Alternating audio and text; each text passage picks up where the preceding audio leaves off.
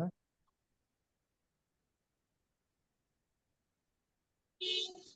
वसुदेवसुतं देवं कंसचाणूरमर्दनं देवकी परमानन्दं कृष्णं वन्दे जगद्गुरुं कृष्णं वन्दे जगद्गुरुं। जय श्री कृष्ण सबको। All are welcome to the 6th edition of Bhaja Govindam today.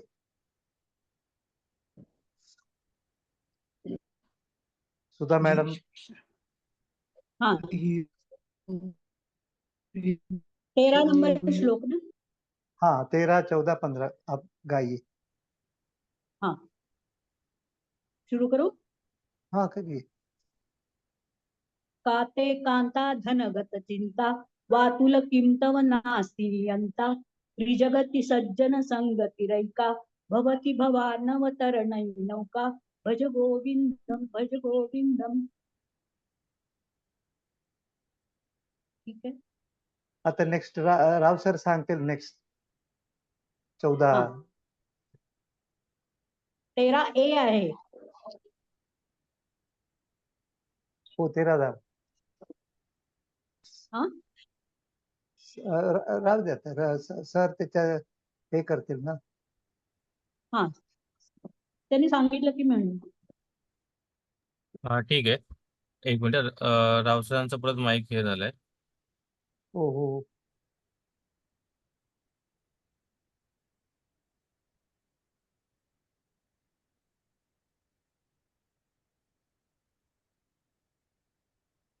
Restart करावं का नको ना?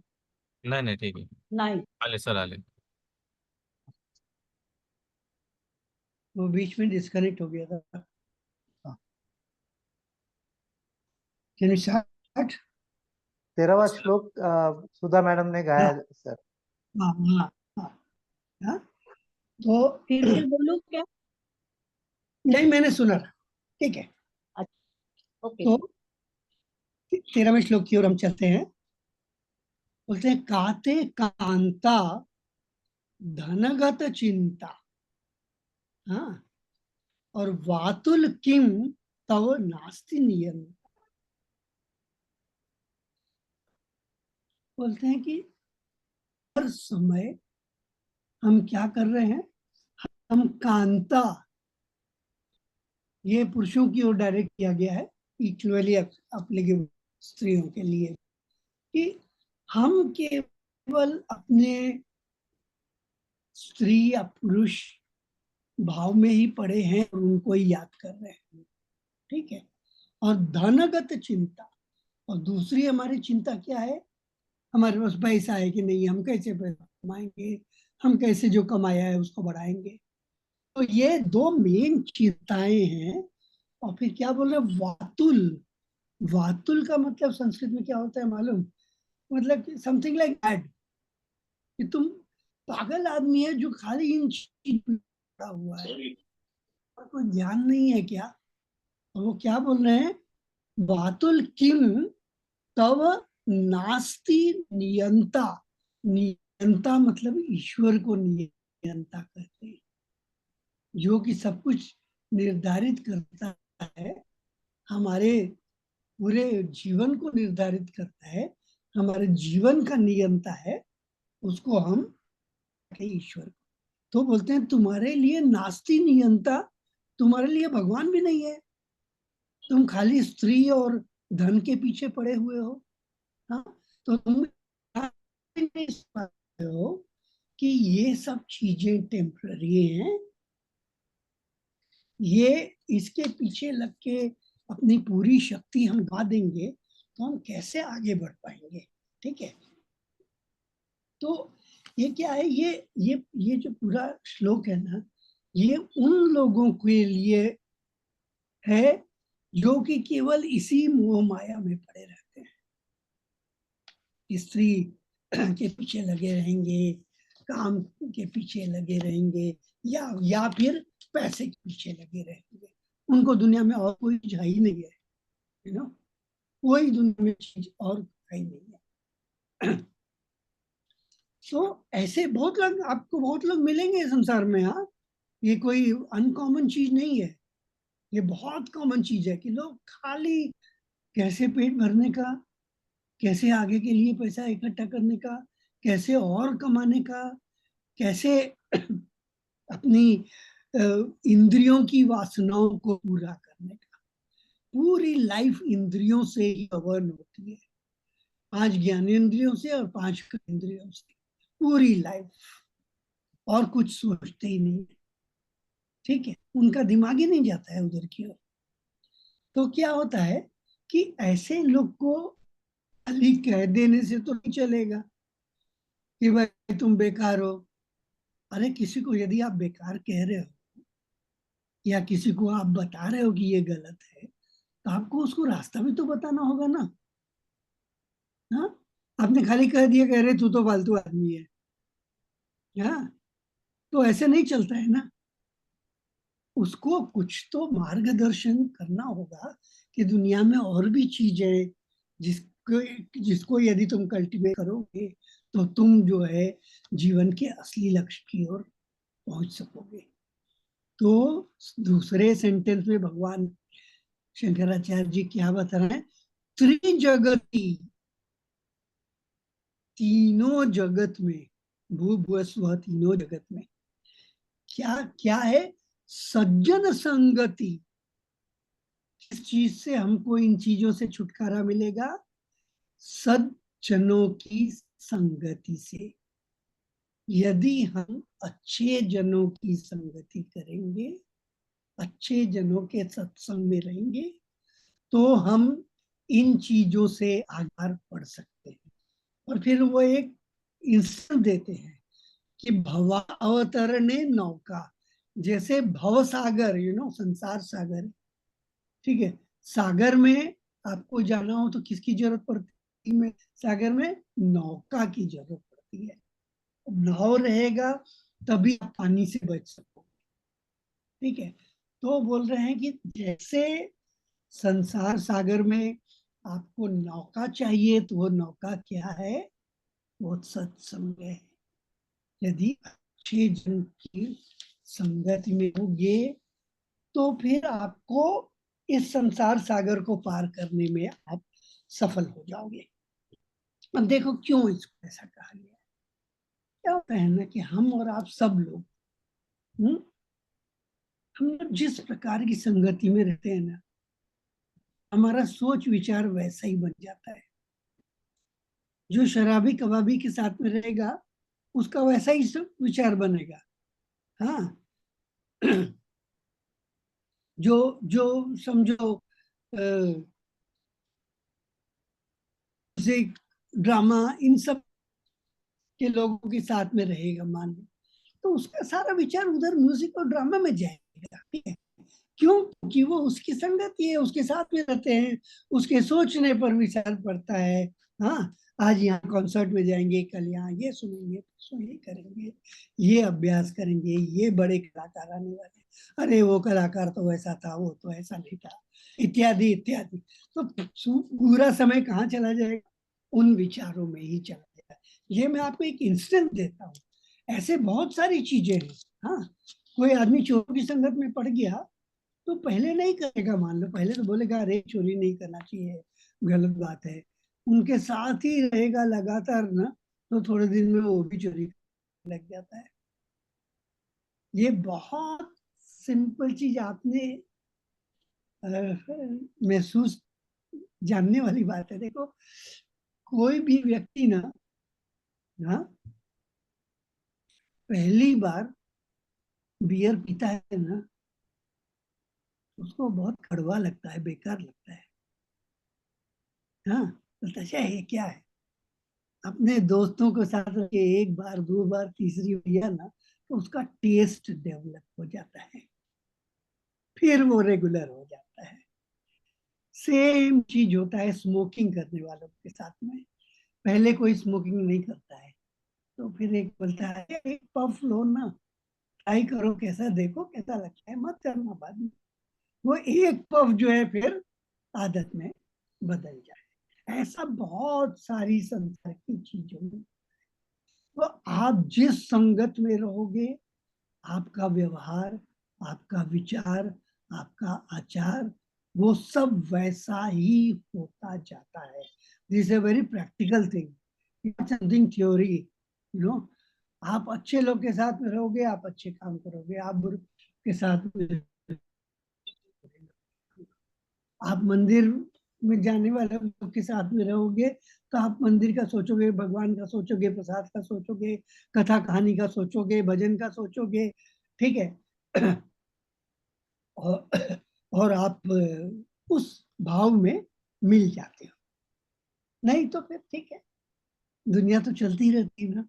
हाँ, हर तरह के लोग रहते हैं. अब विचार करके हमको किधर जाना है. तो बोल रहे हैं ये तो इंस्टेंट खाली काम था. कांटा का मतलब खाली से मतलब नहीं है. इंद्रियों के गुलाम मत बन जाओ. देखो, इंद्रियां अपने को अलग अलग चीजों में खींच के ले जाती है, यू नो. और तब डायबिटीज है बराबर में कि हमको स्वीट्स नहीं खाना है, हमको राइस जार नहीं खाना, लेकिन जीभ के ऊपर कंट्रोल नहीं है. जीभ कंट्रोल नहीं है. जानते हैं, सब कुछ जानते हैं, अच्छी तरह जानते हैं, लेकिन नहीं. तो भगवान क्या बोल रहे हैं कि देखो, इन चीजों को छोड़ के जो नियंता है, मतलब गोविंद है, उनका भजन करो, उनका ध्यान करो. और उसके लिए वो अपने आप ऑटोमेटिक नहीं आएगा. उसके लिए सत्संग में रहो. जब अच्छे लोग की संगति होगी, देखो जो अच्छे लोग मिलते हैं ना, उन लोग की बातचीत क्या होती है? उन लोग की बातचीत अच्छी चीजों पर ही होती है ना. उनकी बातचीत थोड़े ना होती है कि इधर बियर सस्ता है और इधर ये सस्ता है. हाँ, और गोदा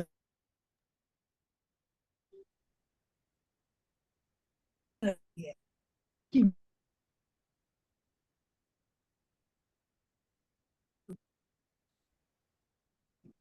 चीजें सुंदर.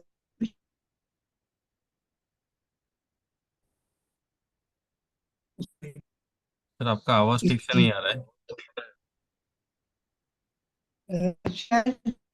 अभी वीडियो ऑफ कर देना. थोड़ा सा आप वीडियो हाँ? ऑफ करेंगे तो अच्छा रहे.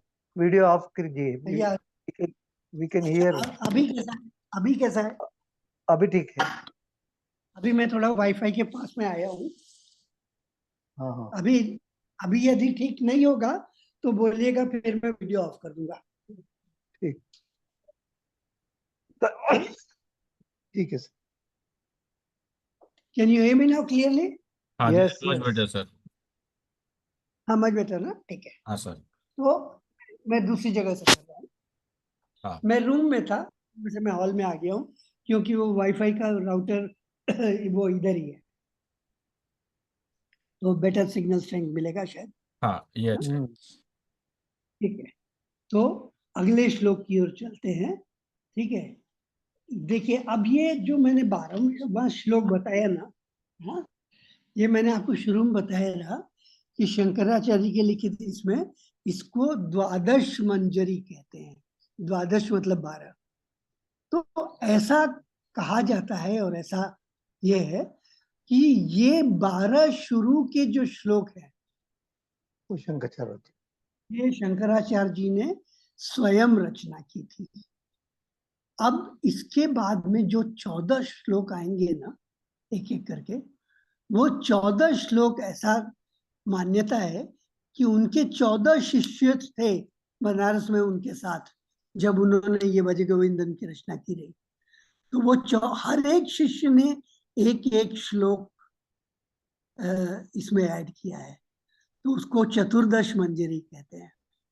हाँ, तो वो चतुर्दश मंजरी का पहला श्लोक यही है कि जटिलो मुंडी लुंचित केश. अब ये जो श्लोक है ना, ये उनके बड़े प्रमुख शिष्य थे पद्मपाद जी, उन्होंने लिखा है। क्या लिखा है कि कुछ लोग क्या करते हैं, जटिलो मुंडी लुंचित केश, ठीक है। तो कुछ लोग जो क्या रहते हैं, साधु संत का वेश बनाए रहते हैं, उनका ऐसा बाल रहेगा, हाँ, जटाधारी रहेंगे, हाँ, दाढ़ी मूछ रहेगी, जो भी उस टाइप के लोग रहते हैं। कुछ लोग कैसे रहते हैं, लुंचित केश। लुंचित केश मतलब मालूम क्या है कि वो लोग ने अपना एक एक बाल खींच के निकाल दिया है।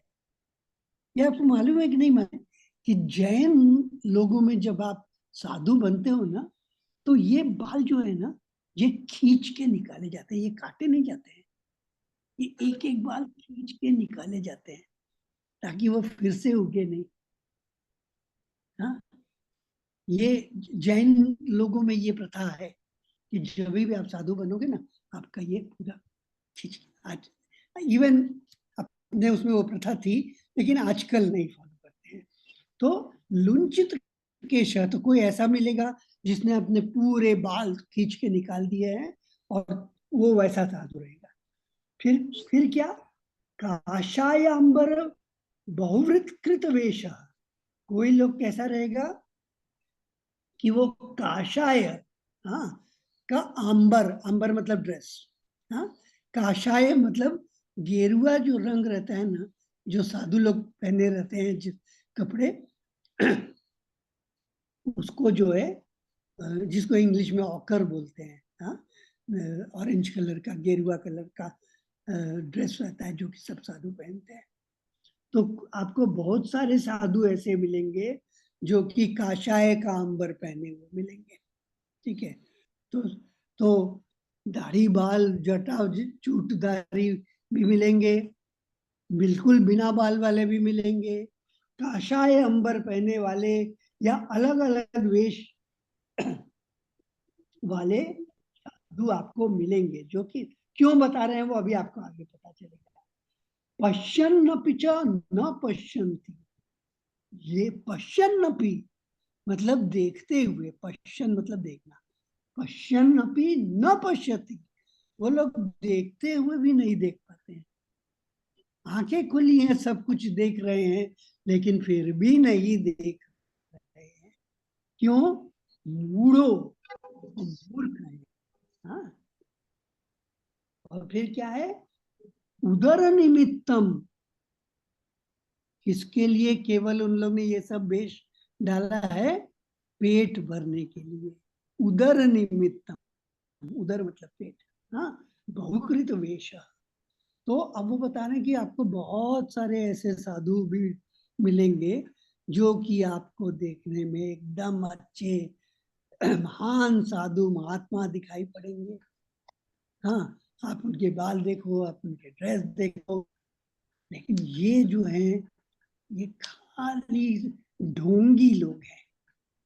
ये ढोंग करते हैं साधु रहने का, और उनका क्या तरीका है, खाली साधु रह के बिना कुछ काम किए पेट भरना। देखो हमारे देश में कैसा है कि लोगों की बहुत बड़ी श्रद्धा होती है, ये हमारा एक संस्कार है, हमारे देश का ये संस्कार है। यदि हमारे घर में कोई भी आदमी अभी भी, आज भी 2024 में, यदि कोई आदमी, हाँ, काशाय वस्त्र पहने, कुछ कटाव उटाव पहने आ गया हो, बोला बोला कि भगवती भिक्षान दे, तो हम लोग उसको जरूर कुछ देंगे, ठीक है, हम लोग उसको जरूर कुछ देंगे, ये हमारे देश का संस्कार है। तो बहुत सारे लोगों ने क्या किया कि उन्होंने इसका फायदा उठाया। उनको ना तो किसी भी प्रकार का वैराग्य था, ना तो किसी भी प्रकार का ज्ञान था, ना तो किसी भी प्रकार की इच्छा थी ईश्वर प्राप्त करने की, लेकिन बोला अरे यार गेरुआ वस्त्र पहन लो, खाने पीने का प्रॉब्लम तो सॉल्व हो जाएगा। हाँ, तो ऐसा लोग करने लगे। तो इस श्लोक में उन्होंने बताया है कि ऐसे लोग भी हैं जिनका का केवल उदर भरण वाला उनका हिसाब है, वो केवल पेट भरने के लिए ये करते हैं। अब देखो, ये तो उस समय की बात है जब शंकराचार्य जी थे, अब तो और भी बहुत बढ़ गया है। हाँ, उस समय तो थोड़ा बहुत पाप पुण्य का सवाल था, अब तो कैसा हो गया है कि कुछ भी करो, साम दाम दंड भेद, कुछ भी करो लेकिन कमाना है। ठीक है, तो वो उसके प्रति आपको क्वेश्चन कर रहे हैं कि देखो ये सब खाली बाहरी वेश से कुछ नहीं होता, ऐसा कोई जरूरी नहीं है कि कोई आदमी साधु और संत हो और वो उसको खाली वो गेरुआ कपड़ा पहने तभी हो। एक गृहस्थ, एक सादा व्यक्ति यदि उसके मन के विचार अच्छे हैं, उसको तत्व ज्ञान की जिज्ञासा है, उसको ईश्वर के प्रति प्रेम है, उसको अपने शास्त्रों में विश्वास है, तो वो व्यक्ति भी साधु है, वो असली साधु है। ठीक है, वो अपने जितने भी स्वधर्म है अपने सब काम कर रहा है, जिस स्थिति में वो पैदा हुआ उसके कर्मों के अनुसार उसको जहां भी जन्म मिला है, उसके कर्मों के अनुसार उसको जो कुछ भी मिला है वो सबको निभाते हुए भी ईश्वर ज्ञान की ओर जा रहा है, ईश्वर को प्राप्त करने की कोशिश कर रहा है, ईश्वर के बारे में उसकी जिज्ञासा है, तत्व ज्ञान के बारे में उसकी जिज्ञासा है, उसकी अपेक्षा है कि मैं कौन हूँ, मैं कहाँ से आया हूँ, मैं कहाँ जाऊंगा, मेरा अंत क्या है, हाँ मेरा बार बार जन्म क्यों होता है, मैं इस जन्म मृत्यु के चक्कर से कैसे छुटकारा पा सकता हूँ या कैसे छुटकारा पा सकती हूँ। ये सब जिज्ञासा जिसके मन में रहेगी, वो चाहे किसी भी वेश में हो, वो चाहे दाढ़ी वाला हो या विदाउट दाढ़ी वाला हो, वो जटा वाला हो या विदाउट जटा वाला हो, वो ऑरेंज कलर के ड्रेस में हो या रेड कलर के ड्रेस में हो या व्हाइट कलर के ड्रेस में हो, उससे कोई भी फर्क नहीं पड़ता है। ठीक है, उसने भले ही तो आप आपके घर में रहते हुए अच्छे पति, अच्छे पत्नी, अच्छे पिता, अच्छे पुत्र, अच्छे पुत्री रहते हुए भी आप एक संत हो सकते हो, आप एक साधु हो सकते हो, क्योंकि ये विचारों का काम है, ये अच्छे विचारों का और अच्छे विचारों को अपने जीवन में क्रियान्वित करने का काम।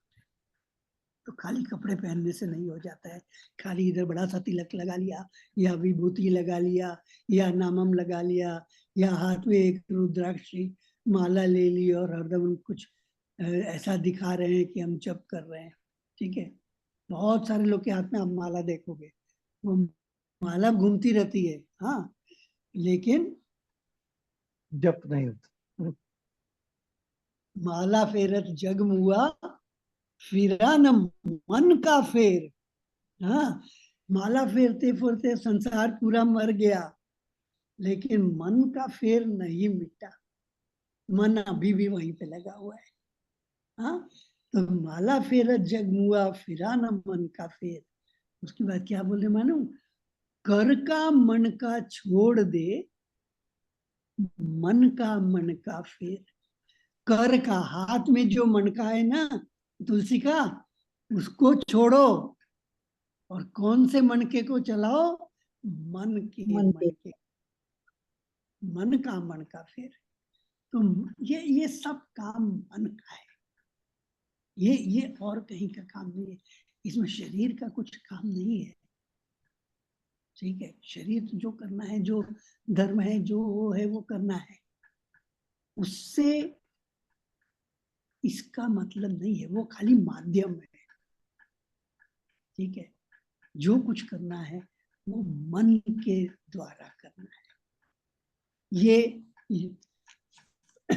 जो है, ये पद्मपाद स्वामी जी ने, जो शंकराचार्य जी के शिष्य थे, उन्होंने इस श्लोक की रचना की थी। ठीक है, आगे देखते हैं हम। देखो, one by one, step by step को बता रहे हैं कि हमारा क्या हाल है। हाँ, बड़ी रियलिस्टिक चीजें बता रहे हैं क्या बता रहे हैं? अंगम गलितम पलितम दशनवीनम जातम तुंडम। हाँ, मेरे को लगता है कि वो मेरे बारे में ही बता रहे हैं। बोलते हैं अंगम गलितम, अंग बुढ़ा हो गया। हाँ, ठीक है, गल गया, ठीक है। हाँ, पलितम मुंडम, ये जो सर के बाल हैं ये सफेद हो गए। हाँ, ये ग्रे हो गए, ये सफेद हो गए। हाँ, ठीक है। और क्या हुआ? दशनवीनम जातम तुंडम, तुंड मतलब मुंह, दशन मतलब क्या? दांत। तो सब दांत भी निकल गए। हाँ, आधे लोग आजकल आर्टिफिशियल दांत लगाए बैठे हुए हैं, बराबर। ये सब कुछ हो गया। हाँ, शरीर काम नहीं कर रहा है, घुटने दुख रहे हैं, हाथ पांव नहीं चलता है। हाँ, सामने बोलते हैं अरे मैं फ्रंट बेंडिंग नहीं कर सकता हूँ, मैं बैक बेंडिंग नहीं कर सकता हूँ। हाँ, मैं नीचे पद्मासन में नहीं बैठ सकता हूँ, मैं तो खाली कुर्सी पर बैठ सकता हूँ। हाँ, मैं थोड़ी देर के लिए ही बैठ सकता हूँ। ये सब हो रहा है। हाँ, और बाल भी धीरे धीरे सफेद होते जा रहे हैं, कम होते जा रहे हैं। दांत भी एक एक करके गिरते जा रहे हैं। हाँ, अभी मूंगफली नहीं खा सकते, अभी कोई कड़क चीज नहीं खा सकते, अभी तो इसको छोड़ना पड़ेगा, छोड़ना पड़ेगा, छोड़ना है नहीं, वी आर फोर्स्ड। ठीक है। वृद्धो याति गृहीत्वा दंडम, बुढ़े हो गए, वृद्ध हो गए तो क्या हो गया? गृहीत्वा, हाथ में क्या लिया? दंडम, हाथ में लाठी लेके चल रहे हैं, वॉकिंग स्टिक लेके चल रहे हैं। हाँ, तो क्या हालत हो रही है मनुष्य की? अंग काम नहीं कर रहे हैं, हाथ पैर काम नहीं कर रहे हैं, बाल सब सफेद सफेद हो गए हैं, झड़ गए हैं, गंजे हो गए हैं। हाँ, दांत दांत भी नहीं साथ दे रहे हैं, दांत भी सब गिर जा रहे हैं, बुढ़े हो गए, हाथ में लाठी लेके, लाठी का सहारा लेके चल रहे। फिर भी क्या है? तदपि न मुंचय आशा पिंडम, फिर भी जो आशा है, मोह का जो पाश है, वो न मुंचय, वो नहीं खत्म होता है, वो नहीं खत्म होता है। हाँ? वो नहीं खत्म होता है। मारवाड़ी लोग में एक छोटी सी ये है मालूम, एक बहुत बुढ़ा आदमी था। हाँ, भगवान ने उसको वरदान दिया, बोला कि बेटे आपको जो चाहिए वो एक कोई चीज चाहिए मांग लो। हाँ, पडला है। केवल एक कोई चीज चाहिए, वो मांग लो। तो वो मारवाड़ी क्या बोलता है मालूम? ठीक है भगवान, मैं एक ही बात, एक ही चीज मांगता हूँ। हाँ, मैं अपने पोते को, मतलब ग्रैंडसन को, सोने के पालने में झूलता झूलाता वो हुआ चाहता हूँ। उसने एक ही चीज मांगी, क्या? कि मैं अपने पोते को सोने के पालने में झुलाना चाहता हूँ। इतना चालाक था वो, मतलब उसने दीर्घ आयु मांग ली, क्योंकि पोता तो तभी होगा ना जबकि आपकी लंबी आयु रहेगी। हाँ, आप 50 साल में मर जाओगे तो आप कहाँ पोता देखने वाले हो? तो उसने दीर्घ आयु मांग ली। सोने का झूला किसके घर में होगा? झोपड़पट्टी में रहने वाले के पास में होगा क्या? तो उसने साथ में धन भी मांग लिया। हाँ, तो उसने एक ही सेंटेंस में भगवान से आयु भी मांग लिया, धन भी मांग लिया, और ये भी मांग लिया कि मैं हेल्दी इनफ रहूं कि मैं उसको झूला में झूला सकूं। तो सब कुछ निकल रहा है धीरे धीरे धीरे धीरे, हमको पता भी नहीं चलता है।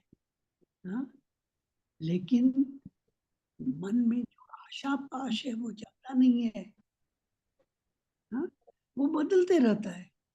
हाँ, छोटे रहे तो क्लास में फर्स्ट आना है, रेस में फर्स्ट आना है, तो थोड़े बड़े हो गए अच्छी सी गर्लफ्रेंड मिल गई है, शादी वादी हो गई तो अच्छी पत्नी मिलनी है, अच्छी पति मिलना है। हाँ, और बड़े हो गए तो अच्छा पुत्र मिलना है, और बड़े हो गए तो अरे हमारे पुत्र की शादी होनी है, और भी हो गया तो हमको अच्छा सा पोता मिल जाए ना तो बाद में मैं कुछ नहीं मांगूंगा। लेकिन वो मांगना कभी भी खत्म नहीं होता है। तो भगवान क्या बोल रहे हैं कि तदपि न पुंचति मुंचति आशा पिंडम। वो आशा का जो पिंड है, आशा का जो है, वो खत्म नहीं होता है। तो संभल जाओ और भज गोविंदम भज गोविंदम गोविंदम भज मूढ़मते। इसलिए है मूढ़मती वाले व्यक्ति, भगवान को याद करो। समय आ गया है, यू नो, सब कुछ कंडीशन उन्होंने बता दी।